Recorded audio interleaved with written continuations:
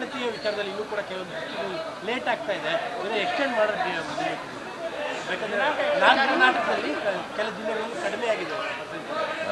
North Karnataka ಕೆಲವು ಜಿಲ್ಲೆಗಳಲ್ಲಿ percentage ಕಡಿಮೆ ಇದೆ. ಎಲ್ಲ ಕಡೆ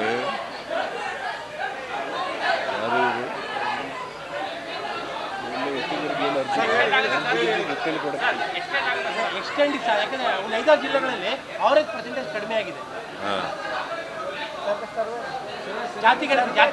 ಎಲ್ಲಿ ಕಡಿಮೆ ಆಗಿದೆ?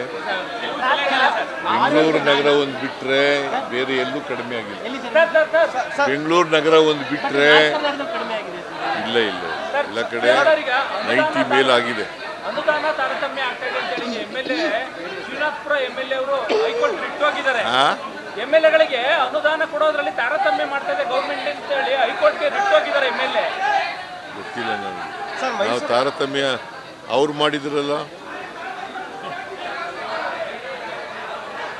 ಈ JDSನಲ್ಲಿ ಇದ್ರಲ್ಲ ಅವರು ನಮ್ಮ MLAಗಳಿಗೆಲ್ಲ ಇದು ಕೊಟ್ಟಿದ್ರ, ಅನುದಾನ ಕೊಟ್ಟಿದ್ರ?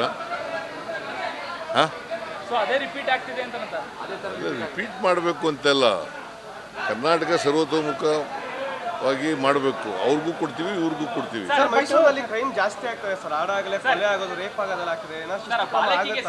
ಸರ್, ಆ ಬಾಲಕಿಗೆ ಇಲ್ಲೂ ಕೂಡ ಪರಿಹಾರ ಸರ್ಕಾರದಲ್ಲಿ ಘೋಷಣೆ ಆಗಿಲ್ಲ ಸರ್.